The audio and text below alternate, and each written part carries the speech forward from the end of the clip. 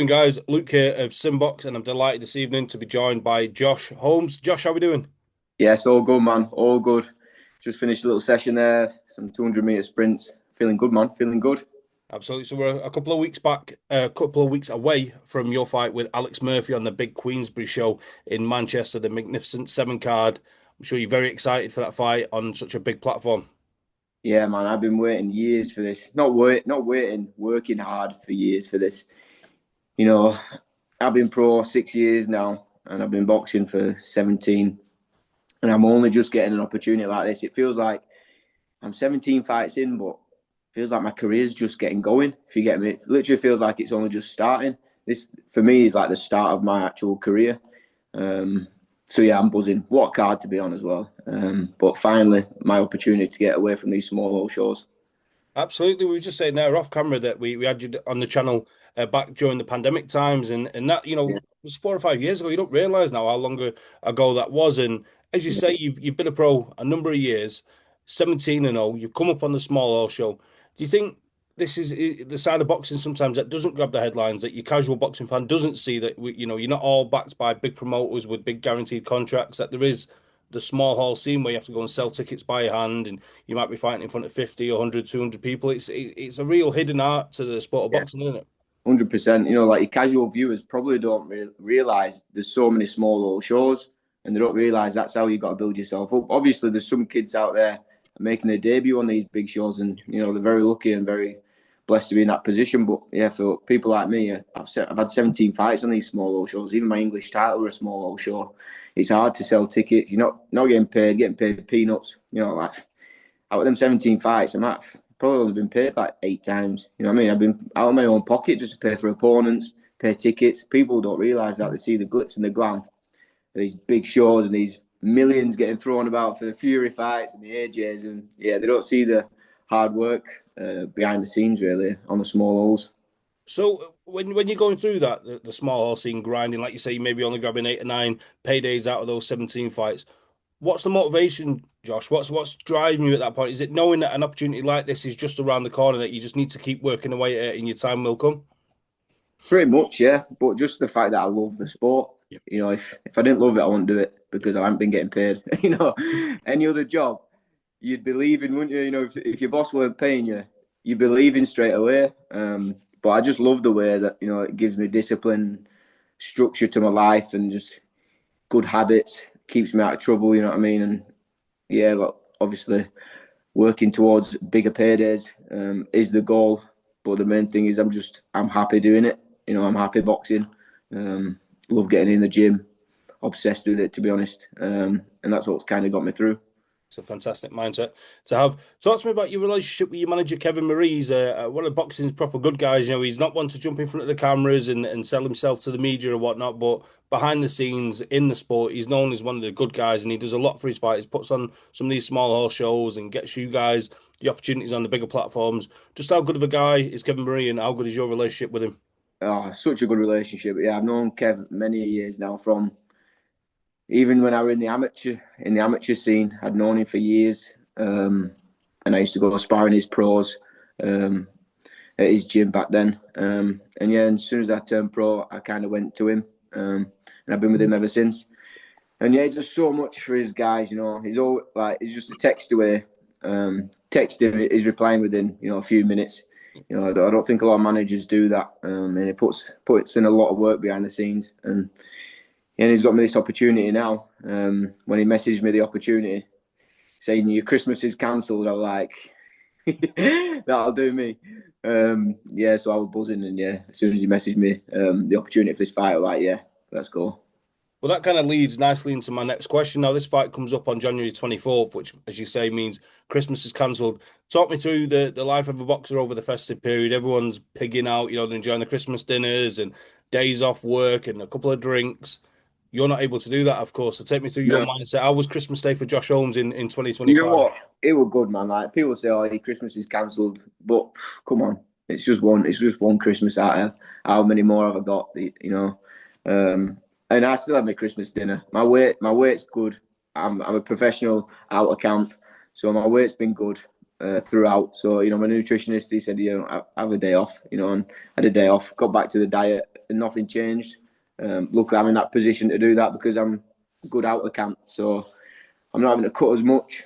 But yeah, I just spent it with family. For me, that was just as important, spending it with all my family. And you don't have to have a drink to have a good time, do you? So I had a good time regardless, and it was nice to just enter the new year even fitter than the previous year. You know what I mean? It's just fresh and straight back to work. I was in the gym Christmas Eve, sparring Alpha. So yeah, it's just been the norm, just a normal period for me. So the guys, the people watching will hate me if I don't ask, Josh, how many pigs in blankets did you afford yourself on your Christmas dinner? Yeah, I probably had about 15. I had 2 plates of food. Everyone was like, "What are you doing? When are you going to stop?" I'm like, "This is my little treat here." And I knew that like the day after, I'm straight back on diet. I knew it wouldn't touch the size. So hey, if you can't enjoy your Christmas dinner, what can you enjoy? Yeah. That's it. So there was no text on Boxing Day to Kevin saying, "Can we get this fight at super welter?" Nothing like No, I didn't even check the scales, mate. Didn't check the scales. I thought I'll leave them for a week. I'll get back on them in a week's time. And I got back on them, and yeah, I'd lost weight, so it was all good. Good to hear. Good to hear. So the opponent on the 24th of Jan is Alex Murphy, a solid pro himself, a good guy. I've had him on the channel in the build-up to this fight as well. Talk to me about Alex Murphy. What do you see in Alex as an opponent? Your toughest fight of your career so far? Yeah, I'd say it's my toughest fight in my career. Definitely, that's how I'm entering this fight now. I've trained throughout camp in that mindset. Toughest fight in my career. Yeah, he's a good lad. I ain't actually seen much of him on these. He's boxed a couple of times on TV, hasn't he, before recently? I didn't even watch that, to be honest. I've seen little clips of highlights of him. We've done a few rounds before, like probably 2 years ago now. So yeah, I let Joe, my coach, he does all the analysing and tells me what to do, and I don't like to go into it too much. I just listen to Joe. But I'm very confident going into this fight, and yeah, ready to get the job done. So is your mindset kind of the best version of Josh Holmes will beat the best version of whoever your opponent is, and you not want to go and overanalyze? I know cliche in boxing is styles make fights, so you might watch one of Alex's fights and he'll turn up completely different. So are you one of the mindset that the best version of yourself is all you need to be on the night? Yeah, I think I just concentrate on myself more rather than concentrating on him. Like I said, you might watch one fight and he'll turn up completely different, like I've done in many fights. Styles make fights, so I'm just expecting him just to have a very good engine and come out and come to win. But I just believe the best version of me beats the best version of him, and it's as simple as that. When I turn up on the night, I just don't think he's going to be able to deal with the speed and the power and the elusiveness of me. I believe this is it an eliminator for a Commonwealth silver title, is it? Am I right in saying So that? no, it's for the silver Right. Commonwealth, and I think it might be an eliminator for the British. Yeah, Uh, I said that to Alex, and then we was kind of unsure. So I'm not sure if you're yeah, obviously I mean, more in I the know heard, than I I am. heard it were, but I haven't heard anything since. To be honest, and, like there's no guarantees in boxing either. So I'll just see where this fight takes me. The main thing is getting this fight won. I don't think a close decision is good enough. I think I need to go out there. It's my first time on TV, and I think I really need to do a good job and impress the people that don't know about me. There'll be a lot of people watching and say, "I've never seen this kid before," because they won't, because I've been on the small hole. So it's my time to impress, I think, and yeah, I got to do it in style. Is that just as much of a dangled carrot as maybe the titles that are or aren't online or potentially on the line that you can catch the eye of these big promoters or other promoters, people that might be watching, that'll lead to further opportunities on these kind of platforms with big paydays, financial reward? Is that just as much of a carrot dangled for you heading into this fight? Yeah, of course. If you put in a good performance, you're going to be asked back. It's as simple as that. Um, and the only way to progress in this sport, and like you say, earn the purses, is to be on TV in the big fights. There's no big fights on small old shows, so yeah, it's just want to get my name out there. I've worked so hard for so many years. It's just nice to be able to finally showcase my skills on the big screen. For the people that haven't necessarily been able to come watch or buy a ticket for whatever reason, they can watch me on the screen. Yeah, I think it'll just be a great moment, and just want to make all my family proud. Absolutely, I'm sure you will. Now, in terms of the titles, you've won the English. This is Commonwealth Silver, potential British Eliminator. Is the traditional title route of English, British, Commonwealth, European, and potentially world titles? Is that the route that you're looking to go down? Yeah, I mean, it's a good route to go down, but any route's a good route, if it's in the right direction. You know what I mean? So we'll just see. Like I say, I'm just going to take every fight as it comes. But the British title, who doesn't want the British title? It's a beautiful belt, the Lonsdale belt. So that's kind of where my eyes are going at the minute. Not really looking at anything else. Really, I just want that British. Obviously, if something else comes up instead of that, then yeah. But I would love that British title shot. So yeah, hopefully this can put me in good stead for that. It's going to be a packed out arena in Manchester, as I say, with Queensbury on the zone, worldwide platform. The butterflies are surely going to be there at this point. Have you envisaged the ring walk? Have you got your ring walk tune ready? You picturing seeing your fans there screaming ahead of the fight? Yeah, literally like nearly every day, like I picture it, walking out. Because that's what I've dreamed about from a kid, boxing. Like the small old show ring walks are just not the same. You know what I mean? Few people there, like watching you, but like the ring walks are made for TV, aren't they? The big arenas. That's what the ring walks are for. And yeah, I've just envisioned that and having all my supporters there watching. Yeah, and I drive past the co-op like once a week in Manchester, going to my training. So yeah, I keep looking at like, yeah, this is big. This is sick. You know what I mean? Yeah, absolutely. Now, with the card as well, Moses of the Town were headlining against Franklin. Other good 50-50 scraps on there. Nathan Heaney against Jerome Warburton. Zach Miller on there in a great fight with Liam Davis, amongst other great fights, Willie Hutchinson and Ezra Taylor.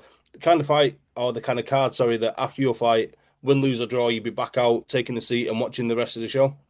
Yeah, that's what everyone said. They said, "Oh, like when you fight, you just gonna go straight home." We're going straight back. I'm like, nah. Like, have you seen the card? Like, wow. I mean, it's on fire. I think there's an undercard being announced. Hasn't there? Someone told me like there's 8 or 10 title fights on. Yeah. Mega card. So yeah, as soon as I've got my gloves off, yeah, I'll be straight back out there and just enjoy the night. Whereas usually like the smaller shows, you usually everyone gets off. Even for the main event, everyone's done one. They've been on the lash, haven't they? But for this kind of show, everyone's gonna be there till the end because they want to watch. Obviously, Moses Toma do his thing, and everyone else on the card. Yeah, massive card, man. Such a pleasure to be on, man. Absolutely. Now let's just rewind a little bit, Josh. Talk to me a little bit about winning that English title. We've brought it up a couple of times in the interview, but I'm sure that's a very proud moment for yourself. To get that accomplishment, to win that English title, and to say that regardless of anything else that you might go on to achieve, that you done that, you won that title. Yeah, exactly. I said that after I said, "Look, if I do nothing else in the sport, I've won an English title." Not many people can say that, especially from around near me. Not many people can say that. And I worked so hard to get that opportunity, and yeah, it were a lot easier than I thought on the night, to be honest. But yeah, it was a good fight. Lewis Wood were coming off some good wins. So on paper, it was going to be a good fight, but I came into that fight like that was my world title fight, and I'm coming into this fight like it's my world title fight. Because I knew what position it would put me in afterwards. So yeah, what a night that was. I was proud of myself for that. So obviously, you have the highs of winning the title, and that's a fantastic achievement. Talk to me about the frustrations of the inactivity that followed and having to vacate that title as well. So I'm sure you've gone from the highest of highs to then the reality of Literally, the yeah. So nasty I side of thought, boxing. yeah, I thought after that fight, I thought my career was going to catapult, especially after the performance. It's not like it was a close fight and I just scraped a points win. I stopped him in the fourth round in a devastating fashion.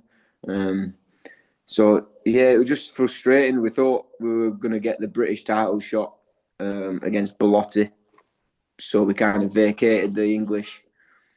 But then the British title shot, I think Bellotti took on Garner for the European instead.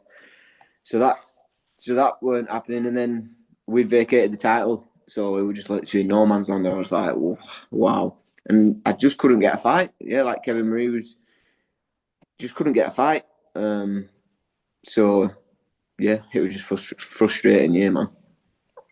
Now we're looking at the positives. Obviously, got this big fight coming up with Alex Murphy. We leave that in the background. Talk to me about life with Joe Gallagher. I was at Champs Camp and working with the team down there. Oh, it's buzzing, man. Joe's on it. Obviously, he's just recovered from stage 4 Yeah, cancer, which is what a man. yeah, amazing, amazing. You would not think it, because even when he had a diagnosis, he was still in the gym. He was still shouting at everyone. No days off, and I'm just like, wow, if this guy can do this, no one can complain about anything. So I think it just spurred everyone else on even more just to train hard, because you never know what's around the corner. And yeah, Joe's got through that. We can get through a few tough sessions, can't we? And a few tough fights. But yeah, I'm just loving working under Joe. We're learning so much. The way he just picks everything apart, in training. He'll watch fights and pick it apart, and he's just, he's just class, and he loves the sport. He's obsessed with the sport. You know what I mean? Yeah, absolutely. I think obsessed is the right word there, because I remember I've had Joe on the channel a couple of times, and during one of our interviews, I remember him saying that when the cycle is done with like Paul Butler and Tasha Jonas and Marcus Morrison and a couple of other more experienced pros, he was like, "That's me done. I'm not taking on any more kids. I'm not starting the cycle again," because you know what he's like. He likes to take people from the start Yeah. or near the start up to title level. And then next minute, he's got Mike Italian, he's got yourself. He's got other young quality fighters, and I'm like, Joe, you said you was on your way out, and it goes back to the word obsessed. He's never letting go of the sport, is he? Nah, it's a tough one, isn't it, for him? Yeah, like I say, it'd be tough for him to let it go. But I suppose if you've got lads in the gym that are all willing to learn and willing to train and work hard, then it makes his job easier as well. And there's many lads that have come and gone, who haven't had that attitude, and he'll just get rid of you. So yeah, you've always got to be on your A game with Joe.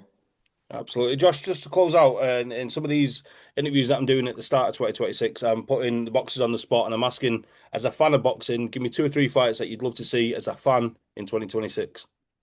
Ooh, 2026.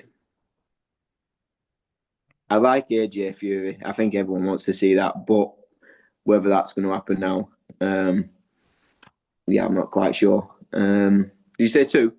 2 or 3. Two fights.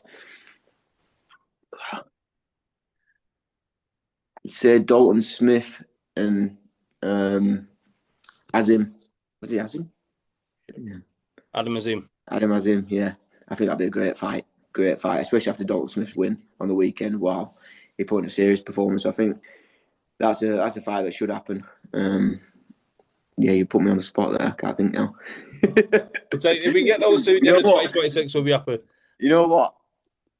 Like, I don't watch a lot of boxing either. Right.